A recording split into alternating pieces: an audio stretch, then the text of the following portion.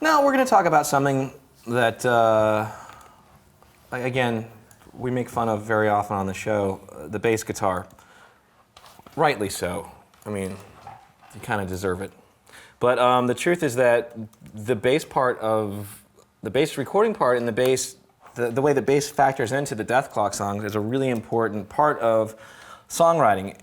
If you guys were here during segment number 1, you saw me kind of go over a little bit of the theories behind what I think makes a bass line interesting, or how to arrange your song through bass. We're going to get into a little bit more of that, but first we're going to talk about just how to get a good, workable, usable bass sound. And we have a bass over here. I'll go get it, and Ulrich is going to. What are you going to do? I'll wait for you to bring the bass. Yeah, I'll be back in about a half hour or so. All right, sounds good. No, just kidding. We have bass. I don't know why I did that. Stand up and sit back down. Bass can be tricky sometimes, largely because it's so low and tuning is an issue. That's why I like to track bass after the guitars, because it's just a lot easier to keep guitars in tune than it is to keep a bass in tune. Mm-hmm. And if you have guitars that are in tune, hopefully in tune, and you do bass overdubs to that, then you have a much easier time telling whether or not the thing is out of tune. Yes. And because the reason is that these strings are just much bigger, it's just much easier to pull them sharp, it's easier to hit them too hard, and it all just starts raising some heck. Unless you're a really good bass player, which I'm not. I'm not bad, I'm passable, but I get to play with one of the world's best bass players, I think, which is Brian Beller. And he has an amazing control, and he has a bass setup. He's got it all worked out, and he's got a sound worked out. And he does play. I think he did play on the song that we're going to be showcasing a little bit more later on as we keep getting closer to what that's going to be. Is the song "Blazing Star," which he recorded all the bass for. I think I sent him the tracks and he recorded it in a different studio for that one. Yes, yeah. on that song they were sent out. Right, and on Death Album 3 he recorded I think in my studio, and in Galacticon he may have recorded in your studio or my studio. I think he did in my studio also. Death Album 3 was in my studio. Remember the bridge pulling out? I do remember that. Yes. Okay, that was your studio. Now I do remember that. Galacticon was my studio. Yes. Okay. But there are some industry standards that I think you're going to go over on how to get a solid bass sound. The other thing that's really tricky that with Death Clock is if I'm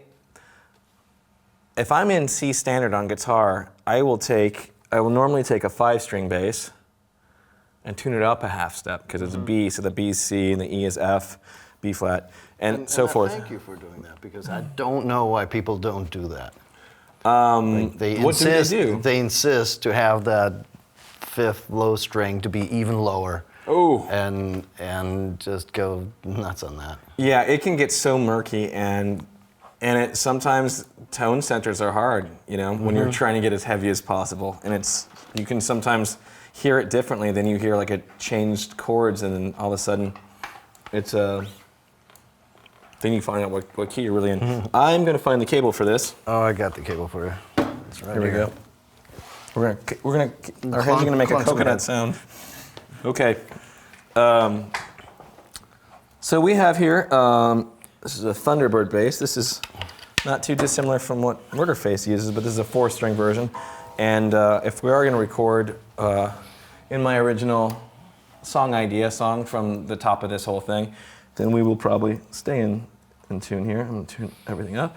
First, we have to get some signal into this Pro Tools rig. One of the easiest ways to go about it is to use a DI. And I don't know if you can see this over here, if we got that overhead coming through. Going the bass straight into the DI, and the DI out into preamp and a compressor for me. We also are going to split this off into an actual amp, which is always fun and loud and low. Yeah. And all those low frequencies sit really low to the ground, so we put the mic on the floor. Now, That's a joke for the previous segment. I don't know if that was an Andy Johns thing. Yeah? I don't know. It's we'll never know now. I guess so. Okay. Anyway, so what we have set up right here is a pretty standard DI. We just plugged it in. We haven't checked it yet. Let's hope it works. We go from here into this beautiful box, which is a preamp. And we'll see if we can get something. Hey, this isn't LA610. Look at that. How did that happen to us? That's awesome. Don't even need the other one. Oh, really? Yeah, how good is that? I don't see any level coming in, but... Oh, is that a 6170? No, 610. I know, it's go figure. That's all good. Do we need any Phantom? Maybe. We're getting some signal somewhere. Getting something. All right, very nice.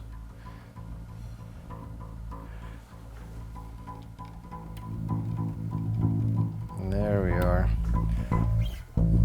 Turn that up. We're good. Master fader's up this time around.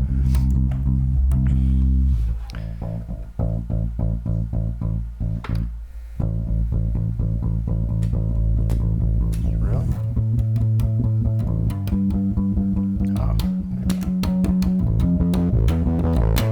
I don't really use this box very often, so I'm just finding my way through it. But that's not a problem really, because as I said earlier on, you find yourself in positions where you have to use gear that you don't know, right. Or like you get a new piece of gear and you just kind of have to go for it and play around with it and get something good to happen. So that's what we're doing with this. We have ourselves a compressor built in, and we don't want to compress too much off the bat, but maybe we do, and I'm just not sure.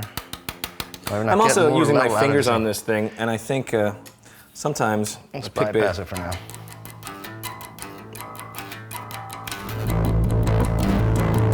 Is there a pad over here?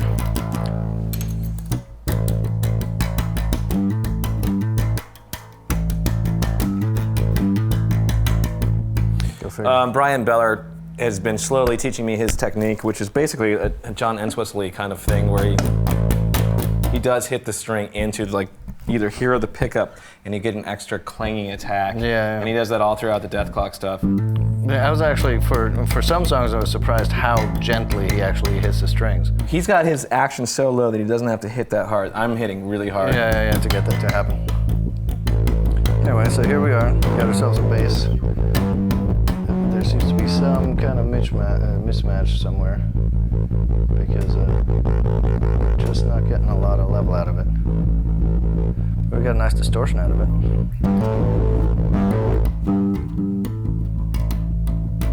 These are not these are also usually one we're going because of this thing. All right, keep going. I got it. We got two compressors going on, which is pretty fun too. So we're bypassing this top one just because we decided to use an 1176. We'll show our gain reduction here, where we're supposed to. That's our output. We're compressing the heck out of it, that's why.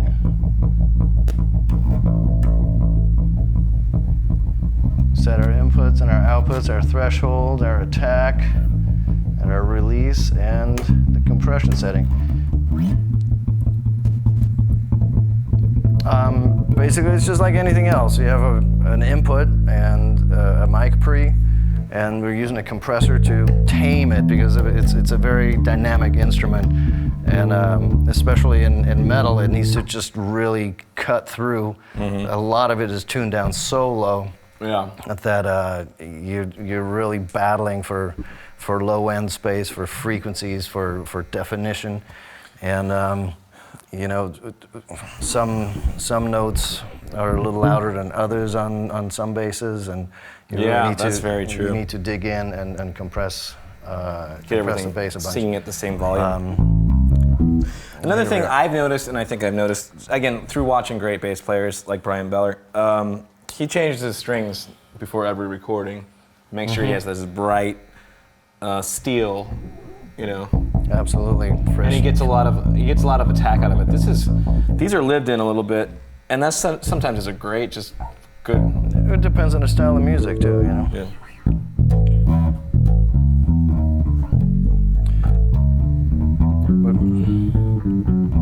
So I like to have. Yes. Right, you can play a little later. I'm done. Yeah. All right. I like to have a DI sound because it gives me. This is one of the few instances where I want to have a clean DI sound without any hoo-ha or any distortion, any effects, anything on there, just as a backup, so I can play with it later. I get a lot of the tight low end out of it because sometimes depending on the amp we're using, it's lacking, especially if we have a bass player who likes more of a distorted sound.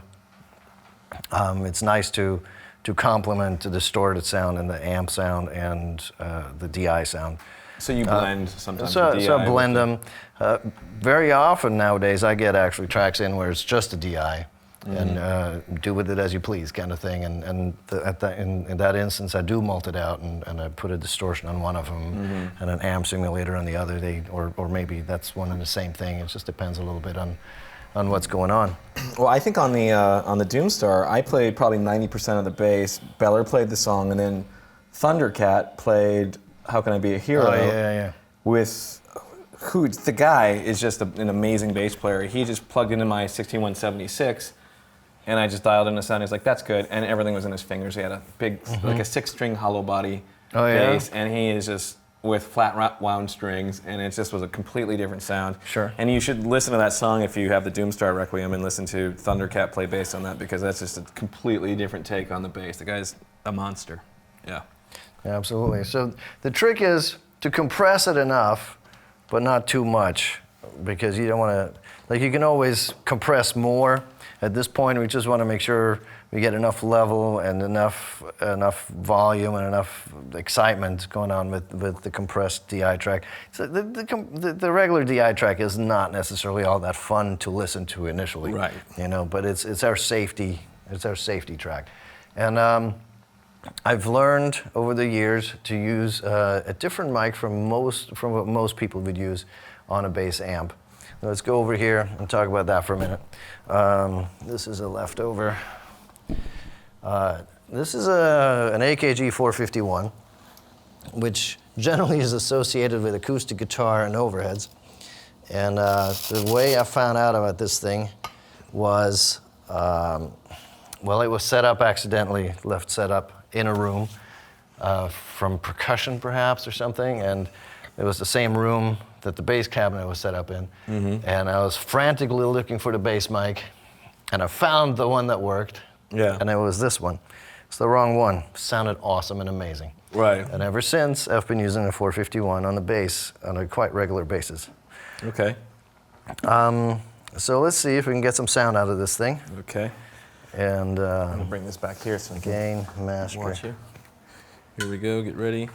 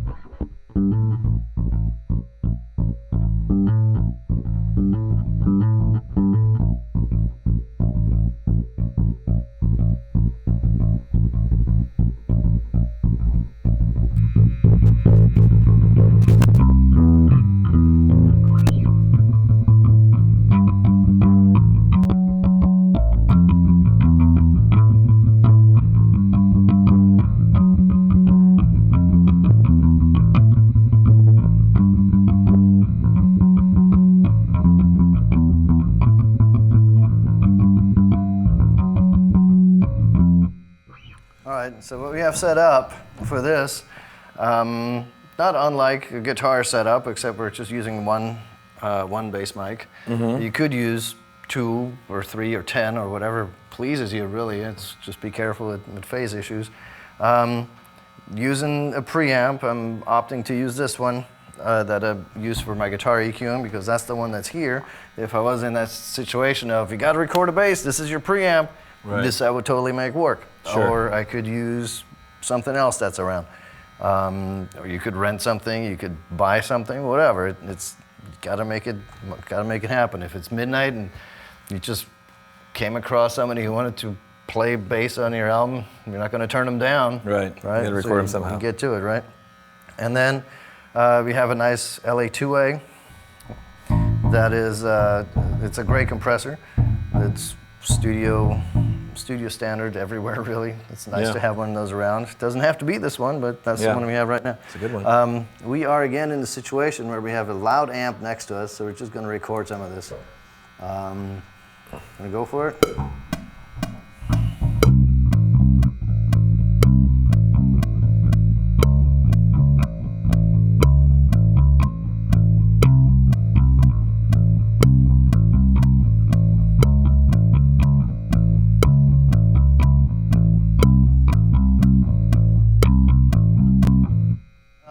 Let's see what this sounds like to us out here. We're gonna mute just the DI and listen to just the bass amp.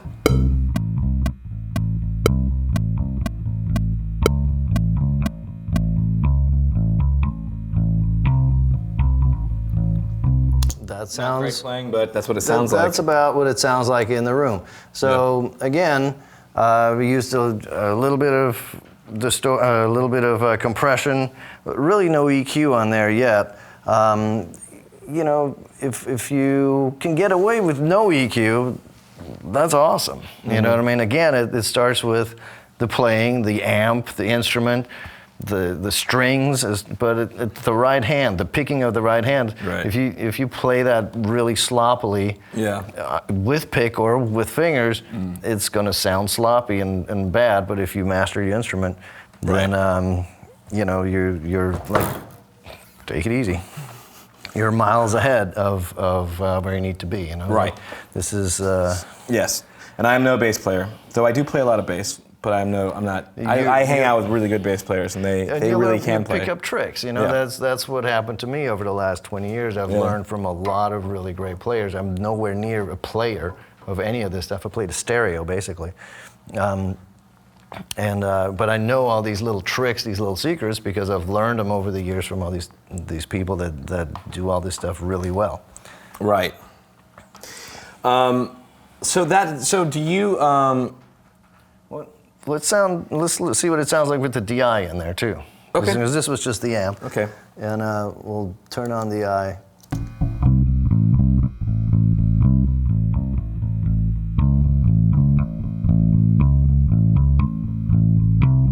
Just gives us a little bit of, it's a little cleaner sounding, obviously. It's a little punchier.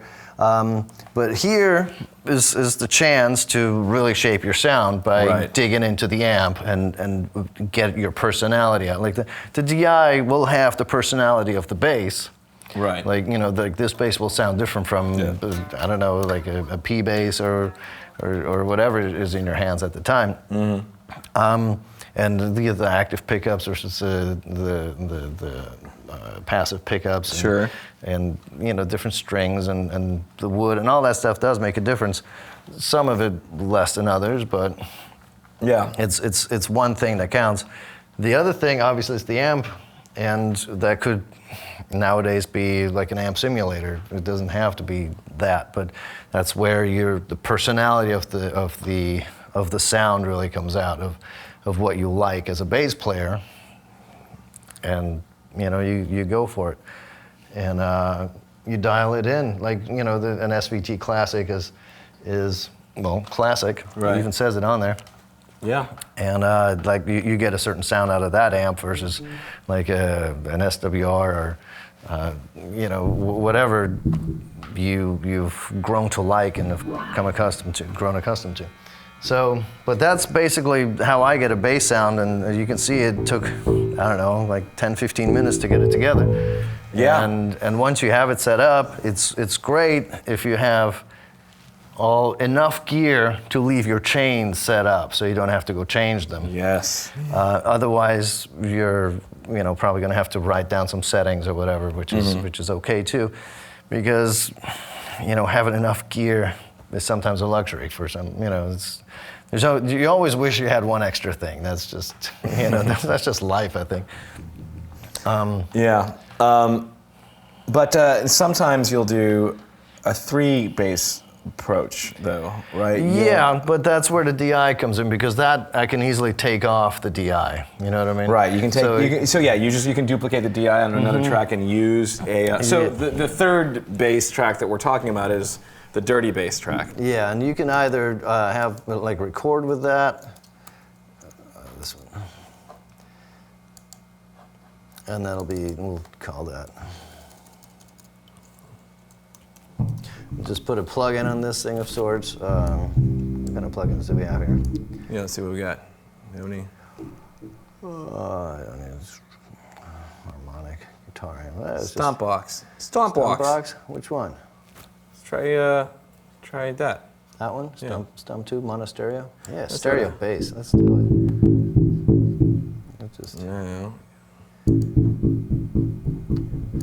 You click down here in this field there. So there you go.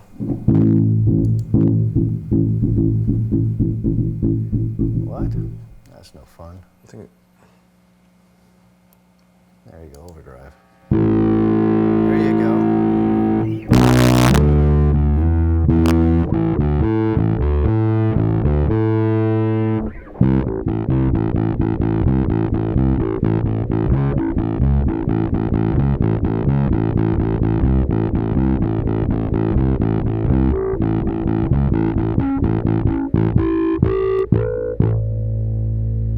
All right. So that's so good.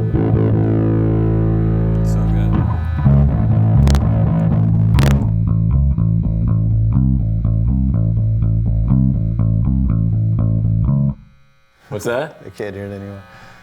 Yeah, you know what? I had the front pickup down, Okay. so I thought maybe this is more of a bridge pickup Yeah. sound too. But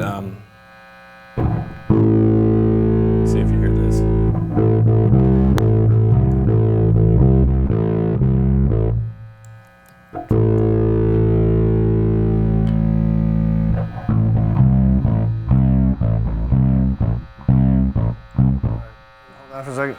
It was hard for me to hear that in here because that amp is still blasting in my ear. Yeah. But as I was moving faders up and down, you probably could tell on, through your feed, like the different sounds and combinations of things.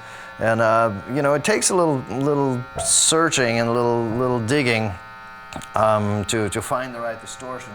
And it's nice to commit to it while you're recording. Sure. But you that's will be why able- you have to DI, Yeah. because you can actually then go change it if you want to, Yeah. like we're doing here. So you could have, instead of just a plain DI, you could have a DI that also has a distortion output, like a Sans amp or something like that,